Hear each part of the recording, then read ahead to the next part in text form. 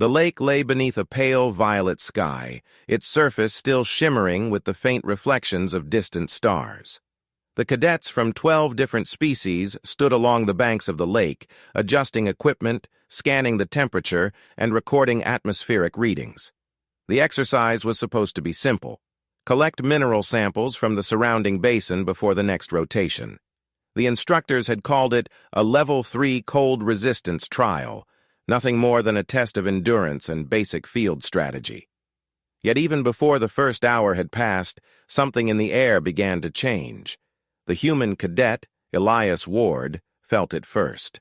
The wind carried a low metallic hum that made the hair on his arms rise beneath his insulated jacket.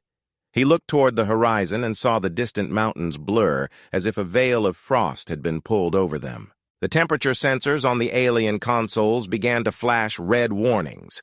Within seconds, the air pressure dropped, and a breath that once stung lightly now cut through the lungs like shards of glass.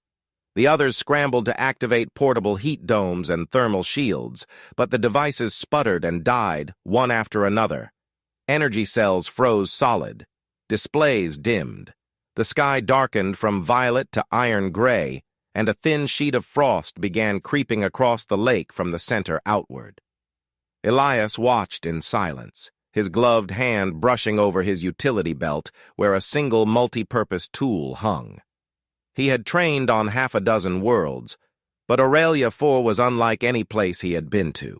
Its thin atmosphere, unpredictable temperature shifts, and mineral-heavy ice formations made it one of the most dangerous survival test environments in the Galactic Academy's history. Above them, the wind screamed like a living creature, and fine ice crystals sliced through the air, stinging every exposed surface. Elias dropped to one knee, pressing his hand against the frozen ground. The sensation of cold burned through his glove. He knew what this meant. The temperature had fallen below -80 degrees in less than 2 minutes. He could almost hear his father's voice in his mind from the old Arctic training back on Earth. The cold doesn't kill by temperature. It kills when you stop thinking. He exhaled slowly, forming a white cloud in front of his visor, and scanned the horizon for shelter. Nothing but open plains of glittering ice and skeletal remains of what used to be heat tents. Somewhere to his left, an alien officer barked orders, but the words were swallowed by the wind. Another cadet tried to activate an emergency flare, only for the cartridge to explode prematurely, showering sparks across the ice. Elias stepped away from the chaos. He had learned long ago that panic spread faster than fire. He moved methodically, his mind sorting through everything he remembered about cold weather survival.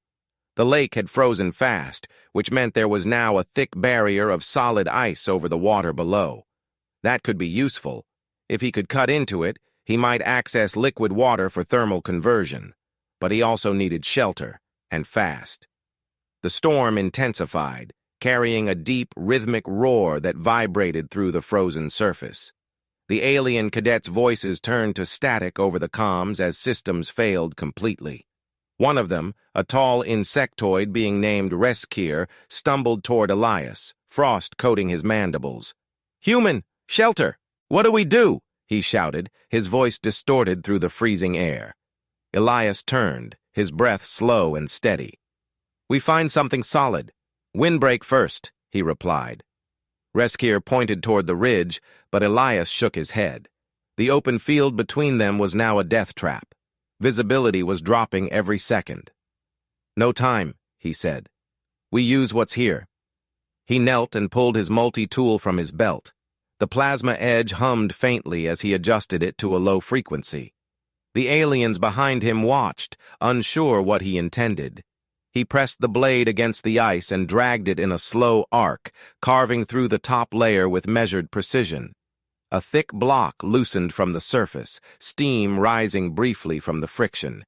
He lifted it using his shoulder strength and planted it upright beside him. Then another, then a third. Soon a small wall began to form. It wasn't much, but it broke the wind enough for him to think clearly. Elias's movements were steady and deliberate, his breath forming a rhythm with each cut. The aliens had retreated behind the faint glow of their failing equipment, shivering as their body temperatures plummeted. One by one, their tech blinked out completely. Elias ignored the noise of desperation and kept cutting. Every instinct in him told him this storm wasn't natural. The speed of freezing suggested a chemical imbalance in the upper atmosphere, perhaps triggered by the magnetic fields that surrounded the planet. But reasoning about cause didn't matter now. Only response mattered. He needed structure, heat, and air circulation before the oxygen density dropped. By the time he had completed his first ring of ice blocks, the storm had reached full strength. The air turned white. He could no longer see the ridge or even the frozen trees at the lake's edge.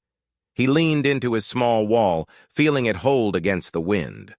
Cracks formed along his visor from the pressure, but he didn't flinch.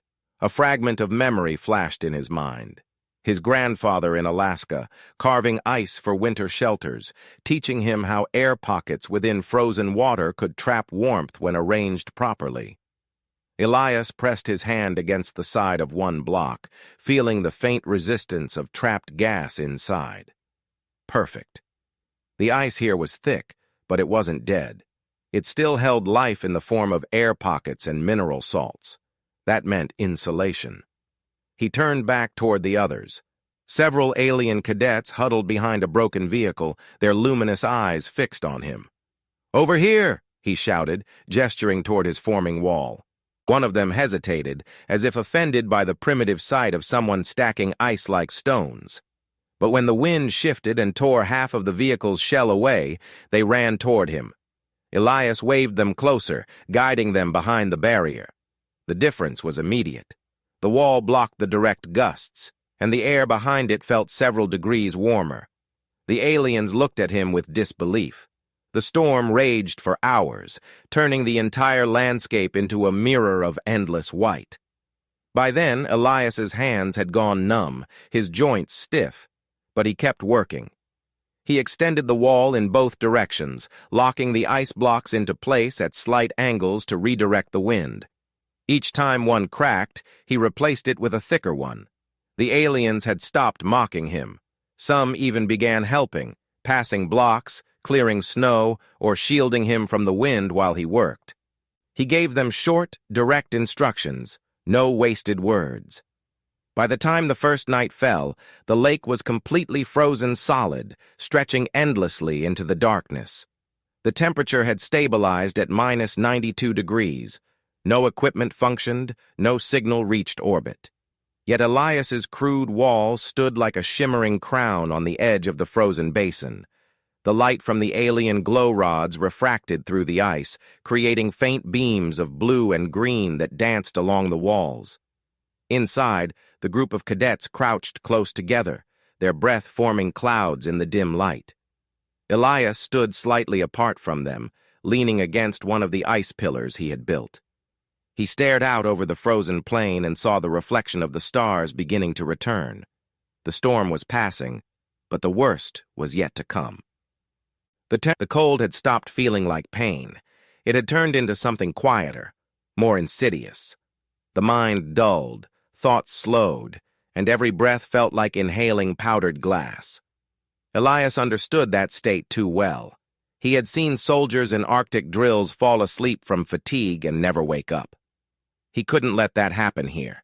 Not to himself, and not to those who depended on him now. He crouched beside the half-frozen ground, studying the lake's surface. The ice was thick, perhaps 2 meters deep now. Beneath it, he could see faint shadows of trapped bubbles and thin fractures running like veins. That was useful. Fractures meant possible weak points.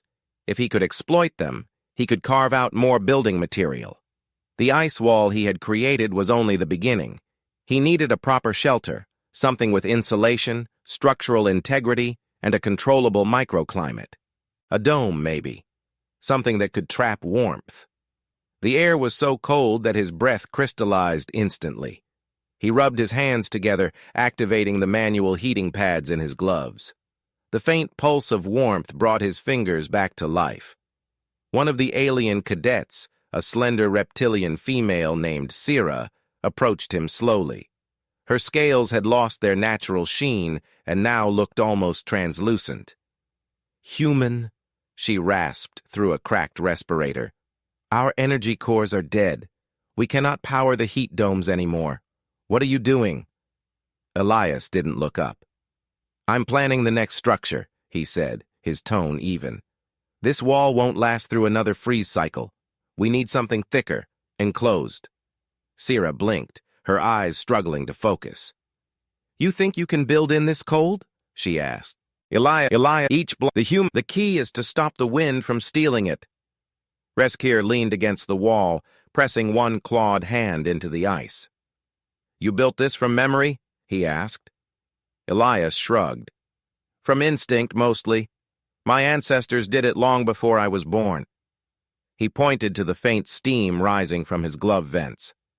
"Humans used to live in places colder than this, with no suits, no reactors, no technology, just fire and patience." The aliens exchanged glances, unsure whether to believe him. To them, humans were fragile creatures, short-lived and emotional. Yet the man in front of them was quietly proving that fragility was a myth. Elias worked through the night, refining the structure. He shaped an entry tunnel to block wind gusts and carved ventilation holes near the top to prevent suffocation. Inside, the air was dry and crisp. The ice walls refracted light into patterns that danced like liquid fire. He felt a strange sense of peace as he looked around the small chamber. It wasn't luxury, but it was life. The aliens moved less now, their bodies were recovering. He saw a faint spark of color returning to Sierra's scales. Reskir, who had been shaking uncontrollably earlier, now sat still, his breathing even. Outside, the world was silent except for the distant crackle of ice expanding. Elias stepped through the narrow passage he had built and looked across the frozen lake. The stars were sharp and cold, unblinking eyes watching from above. He thought of Earth, of the Arctic stations where he had trained, of the feeling of human breath freezing mid-air. This place felt familiar in its hostility. It rewarded no weakness, no complaint, only action. He took a slow breath and closed his eyes for a moment. The plan was taking shape. The dome would be the foundation, but he needed heat, real heat. Without it, the ice would protect them only temporarily. When dawn came, the internal temperature would still be far below survivable limits. He turned back toward the dome, where the aliens were watching him silently from within. "We'll need to make steam next," he said. "The ice walls will hold it. That's how we'll survive the next freeze." Reskir tilted his head. "Steam?" he asked, confused. Elias nodded. "Yes, warm vapor, not fire. Fire melts ice. Steam heats the air and keeps the walls solid. It's the same principle used in early Arctic shelters. We'll build a chamber for it." The aliens stared at him, unable to comprehend how such simple ideas could work. But they had no choice now. Elias had become their only hope, and the strange logic of his human survival methods, part science, part instinct, part madness, was beginning to make sense. He returned to his work, tracing a new pattern into the frozen ground, marking where the inner chamber would sit. Each movement was slow but deliberate, guided by a kind of confidence that only came from adversity. The storm had taken everything from them: technology, heat, security. But it had also stripped away arrogance. What remained was raw survival. And in that domain, the human mind was unmatched. Elias pressed his hand against the cold surface of the dome, feeling the faint warmth trapped inside. The storm outside howled again, distant but relentless, yet this time he didn't flinch. The structure held. The idea held. For the first time since the lake froze, hope felt real. Elias woke to the sound of shifting ice. The dome creaked like an old ship caught between waves, its translucent walls glowing faintly in the half-light of Aureliaphy's dawn. Frost glittered on every surface, but inside, the air was still breathable. The alien cadets were stirring, their movements slow and stiff. Sira sat near the center, examining the condensation on her scales, fascinated by the droplets that had formed overnight. Reskir was silent, sharpening the edge of a broken tool. Elias stretched, his muscles aching from hours of labor, and stood up to inspect the walls. The structure had survived the night. No cracks, no major pressure points. But it wouldn't last long without heat. The temperature outside had plummeted again, and even the faint blue glow of the alien sun brought no warmth. The cold had become a living presence, creeping through every gap, waiting for weakness. He needed to act fast before it claimed someone. He crouched beside the patch of frost where he had carved symbols the night before, simple marks that outlined the space for a heating chamber. The others watched him curiously as he removed the panel from his backpack and laid it on the ground. The energy cell was nearly drained, but he wasn't planning to use it in the conventional way. He pulled out wires, stripped insulation with his knife, and rewired the cell directly into the plasma cutter. Sira tilted her head, her voice hoarse. "You'll burn it out," she warned. Elias didn't respond. He adjusted the frequency on the cutter and tested the edge. The blade emitted a dull hum, less powerful but longer lasting now. "Not if I control it," he muttered. He stood and walked toward the center of the dome. "We're making steam," he said plainly. Reskir frowned. "How can steam save us? Heat escapes.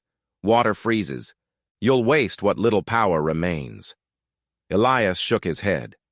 "Not if it's trapped," he said. "Steam carries heat evenly. Ice walls will hold it inside, and it will recondense, creating a cycle. No fire, no melt, no loss." The aliens stared, still skeptical, but something in his tone made them listen. Elias motioned for Sira to follow him. "I need every bit of metal we have left. Tools, casing, armor fragments, anything that conducts heat." She nodded and began gathering the scraps scattered around the dome. When she returned, Elias had already dug a small pit into the ice floor. He lined it with smooth, flat shards and placed the salvaged metal pieces above it, forming a makeshift bowl. The cell-powered cutter hissed softly as he melted a thin layer of ice beneath it, then sealed it again to create a vacuum chamber. The aliens crouched nearby, watching as vapor began to swirl faintly from the cracks. Elias's movements were precise, almost surgical. Each adjustment had a purpose. He connected the plasma cutter's wire to the cell and positioned it carefully above the chamber. The faint glow spread through the structure, illuminating the dome like a pulse beneath its skin. Minutes later, steam began to form, first in wisps, then in thick curls that filled the air with ghostly movement. The temperature inside rose perceptibly. The aliens' breathing slowed as the biting sting of cold gave way to something gentler. The walls of the dome glistened, not from melting, but from condensation forming a thin, shimmering film. Elias stepped back, his expression unreadable as he watched the physics play out exactly as he had predicted. "We keep the steam steady," he said. "Too much, and the walls weaken. Too little, and we freeze again." Sira reached out her hand, touching the mist. "It feels alive," she murmured. Elias nodded. "It is. Steam is motion. Motion means energy. That's all warmth is, controlled motion." He crouched again and adjusted the angle of the vent pipes he had shaped from hollow reeds found near the lake before it froze. They directed the flow around the dome in a gentle spiral, ensuring even distribution. Soon, a faint hum filled the space, the sound of equilibrium forming between heat and cold. For the first time since the freeze began, the cadets relaxed.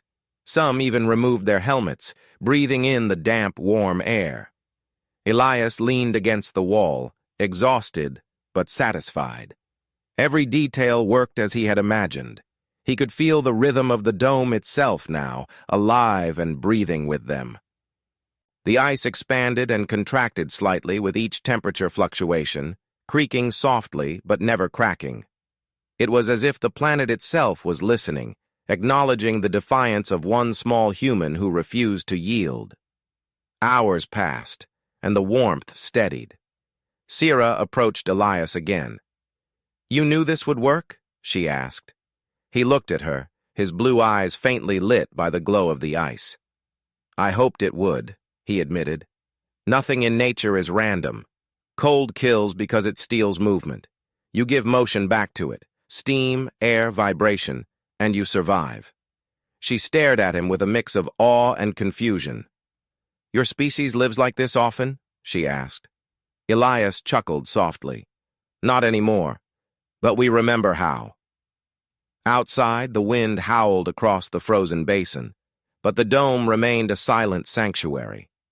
The aliens took turns feeding tiny fragments of metal into the heating pit, maintaining the steam cycle. Each addition sent a faint wave of warmth through the air, reminding them that survival was no longer about waiting. It was about doing. Reskir, who had once mocked the humans' primitive ideas, now sat near Elias, quietly polishing a shard of metal as if it were something sacred. "On my world," he said slowly, "we measure survival by how long one can endure the environment without changing it. You changed it." Elias looked at him. "That's what humans do," he said. "We don't endure nature. We adapt it." By midday, the sky outside had turned a dark gray again. The storm was returning, faster than expected. The temperature sensors on the few still functioning alien suits began to flash warnings. Sierra looked toward the entrance tunnel nervously. "If the wind breaks the structure," she began, but Elias interrupted softly. "It won't. Ice is stronger than you think. It bends before it breaks." He stood and placed his hand on the upper wall.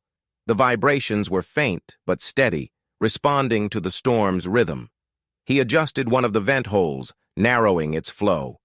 The sound inside the dome deepened, like a living heartbeat. The walls shimmered with faint internal rainbows as refracted light danced through condensed droplets. The storm hit with full force an hour later. The ice outside cracked and groaned under the pressure, but the dome held. Wind screamed across the basin, carrying shards of frozen debris, yet inside, the temperature remained stable. The aliens huddled together, staring at the glowing mist swirling above them like a halo. Elias crouched near the pit, adjusting the heat output with the precision of a craftsman tuning an instrument. Every sound, every vibration mattered. He felt the balance between death and survival hanging on the thinnest thread, but that was exactly where humanity thrived. When the storm finally subsided, silence returned, a silence so absolute that every breath sounded too loud. The dome was still intact. The walls had thickened slightly as melted condensation refroze, reinforcing their strength. Elias stood and exhaled slowly, his breath visible but no longer painful. "We made it through another cycle," he said. Sierra smiled faintly, her eyes bright with renewed life. "You made this place a miracle," she whispered. Elias shook his head. "Not a miracle, just physics and stubbornness." He looked toward the horizon through a small slit in the ice wall. The storm clouds were breaking, revealing a pale blue sun that bathed the frozen landscape in light. The air sparkled, and for a fleeting moment, the planet seemed almost beautiful. He knew this calm wouldn't last. There would be more freezes, more challenges. But the principle had been proven. The human method worked. Steam, ice, and willpower had built something that science had failed to provide. As he turned back to the group, the aliens were no longer watching him with suspicion or pity. There was respect now, unspoken but clear. The survival exercise had become something more profound, a lesson written in ice and breath. Elias sat down beside the pit, his energy finally drained, and allowed himself a moment of quiet satisfaction.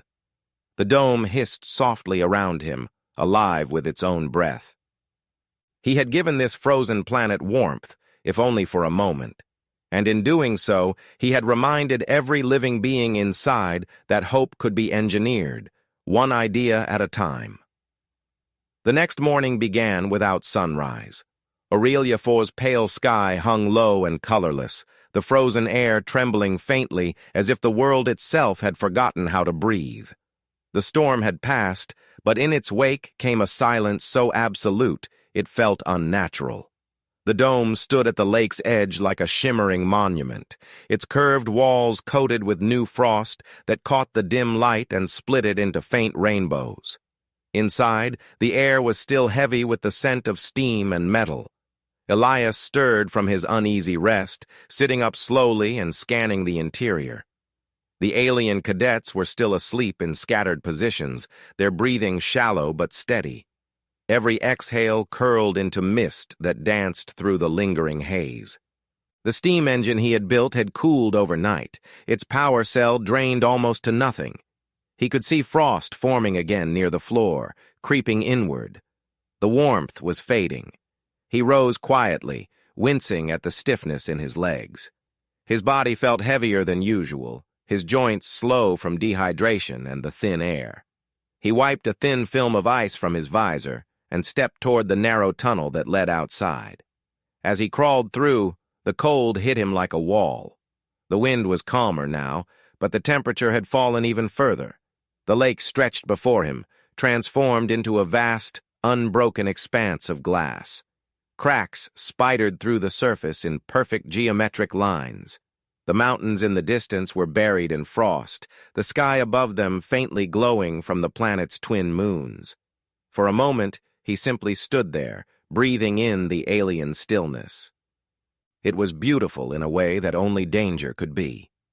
He crouched beside the lake and pressed his gloved hand against the ice.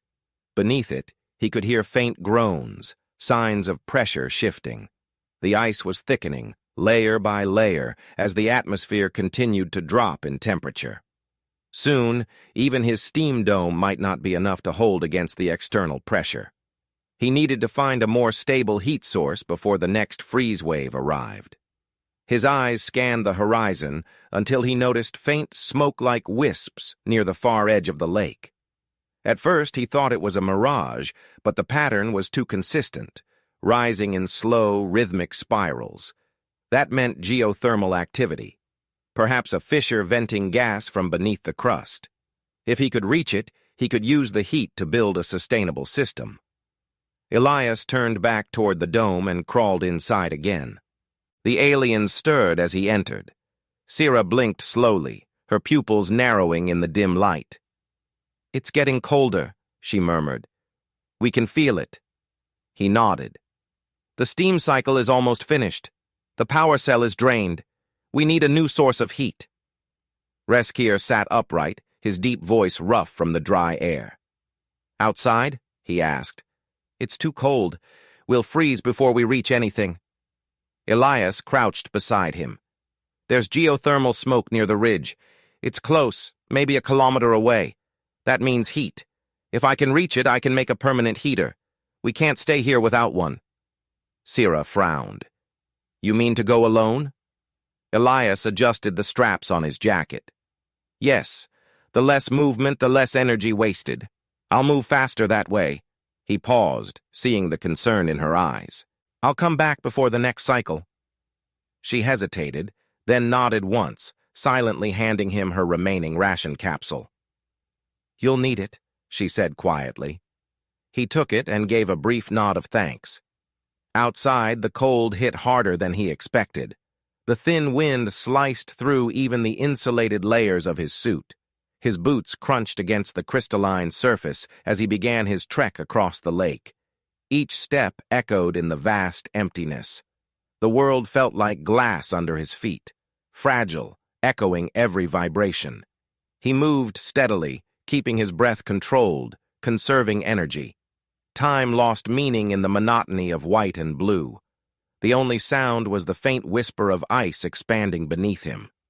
When he finally reached the ridge, the faint smoke resolved into shimmering vapor rising from a fissure in the ice. He knelt beside it and felt a rush of warm air against his glove. It wasn't much, but it was life. He examined the ground carefully.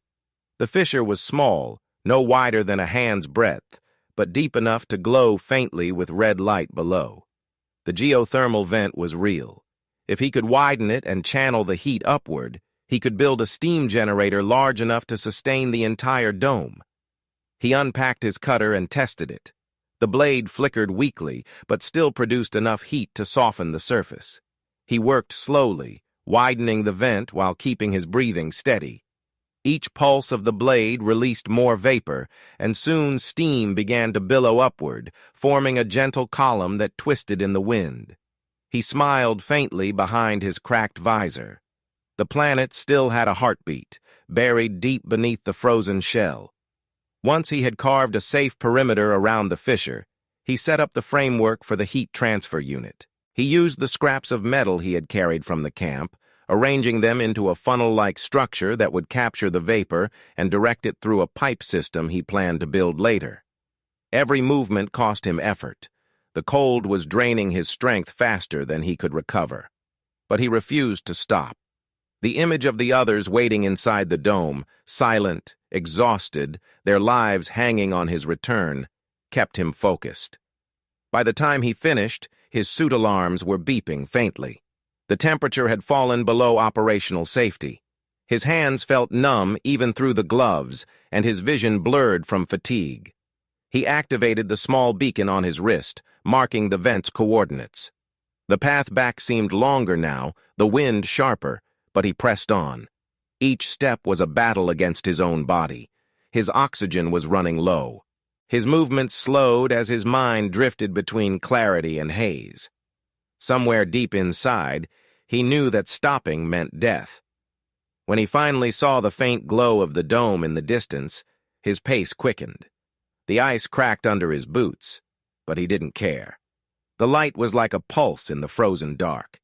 He stumbled into the tunnel, half frozen, and collapsed just inside the dome. The aliens rushed to him, their faces drawn with fear. Sierra knelt beside him, pulling off his visor. "You found it?" she asked urgently. He nodded weakly. "A vent. Heat beneath the ice. We can use it." His voice was barely a whisper. She glanced toward Reskier, who was already gathering the tools. "Rest," she said firmly. "We'll keep it alive." Hours later, after he had recovered enough to stand, he guided them through assembling the next stage. Using the remaining materials and the blueprint in his mind, he explained how they would connect the steam dome to the geothermal vent. It would take precision, cutting a narrow tunnel under the ice without collapsing it. Reskier volunteered to assist, his powerful frame ideal for the heavy lifting. Elias drew lines on the frozen floor, explaining every detail of the design. "We'll build a channel to carry vapor," he said. "Once it connects, the dome will heat itself without draining power." They worked until the alien moons rose high above the lake. The cutting sounds echoed faintly through the ice, and warm vapor began to seep through the newly opened line. When the first tendrils of geothermal steam entered the dome, the walls shimmered again. This time, the warmth didn't fade. It deepened, spreading evenly throughout the space. The air grew thicker, moist and alive, like the breath of the planet itself, filling their lungs. The aliens stared in wonder as the frost on their suits melted. For the first time since the lake froze, the temperature inside reached above freezing. Sierra smiled faintly, her eyes reflecting the glow of the walls. "You brought the heart of this world to us," she said. Elias looked at her and shook his head. "No," he replied quietly. "We just listened to it." Outside, the frozen lake stretched endlessly, silent under the twin moons. But beneath the surface, heat moved again, slow, steady, and alive. The planet that had tried to kill them was now keeping them alive, and it was all because one human refused to let the cold have the final word. The geothermal vent had changed everything. Within a day, the dome became more than a shelter. It became a living system. Warm vapor circulated through the air, coating the walls in a faint sheen of moisture that caught the dim light from the alien moons. The cadets no longer huddled in silence. They moved with purpose, their strength slowly returning. The frostbite scars on Sira's arms began to fade, and even Reskir's movements regained their natural precision. The air no longer burned the lungs. It carried a strange, comforting humidity. Yet Elias could not rest. The balance he had built was fragile. The vent could shift at any time, and if the pressure grew too high, the entire dome could rupture. He spent the next several hours reinforcing the walls, carving narrow grooves to redirect condensation away from weak points. His hands trembled from exhaustion, but his mind remained sharp. He knew that on a planet like Aureliafu, comfort was never permanent. Outside, the horizon began to glow faintly as the planet's twin suns crept above the ice ridges. Light spilled across the frozen lake, revealing a landscape transformed by their defiance. Cracks that had once threatened collapse now glittered with frost, sealed by condensed vapor. The geothermal vent released slow, steady plumes of mist that drifted across the surface like smoke from a distant fire. The air still held the bitter edge of sub-zero temperatures, but for the first time, it didn't feel deadly.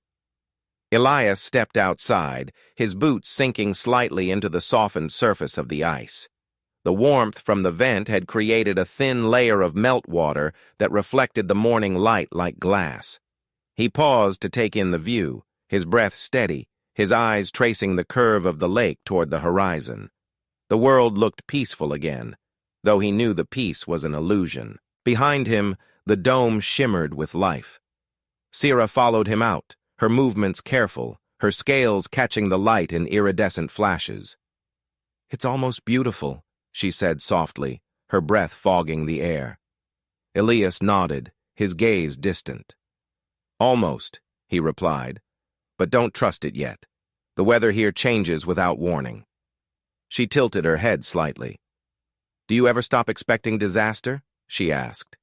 He smiled faintly. "When disaster stops finding me," he said. As the day progressed, the group began organizing their survival efforts. Reskir and the other cadets gathered fragments of frozen vegetation from beneath the snowdrifts, while Elias worked on expanding the geothermal channel to create a secondary vent.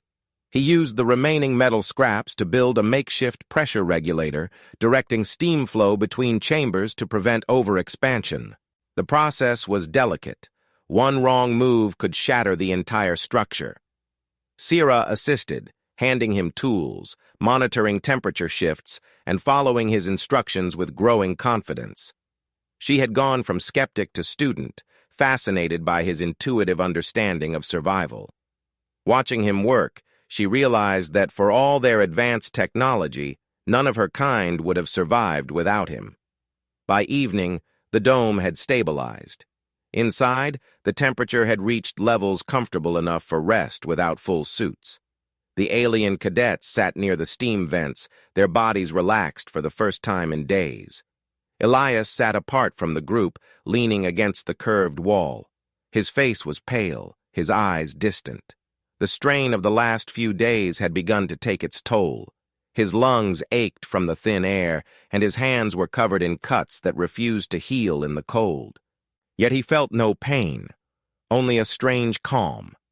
He had achieved what no one expected. He had turned a death trap into a functioning habitat. That night, as the others slept, Elias remained awake, listening to the faint heartbeat of the dome, the rhythmic hiss of vapor moving through the vents. It was hypnotic, almost peaceful. He thought of Earth then, of the frozen oceans of the Arctic, the sound of wind moving through the ice fields, the crunch of boots on snow. Humanity had always thrived on adversity, turning the impossible into routine. Perhaps that was why he had survived where others would have fallen. Adaptation wasn't just a trait, it was an instinct, the will to reshape the environment rather than yield to it. He closed his eyes for a moment, letting the warmth brush against his skin. The ice hummed faintly, alive with movement. The next morning, the sound of engines broke the silence.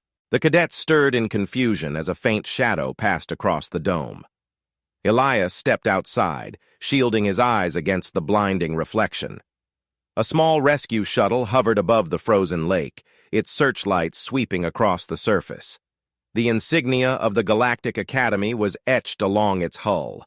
He felt a wave of relief wash over him, followed quickly by a sense of melancholy. The trial was over. As the shuttle descended, the landing thrusters sent waves through the ice, creating ripples that spread toward the shore.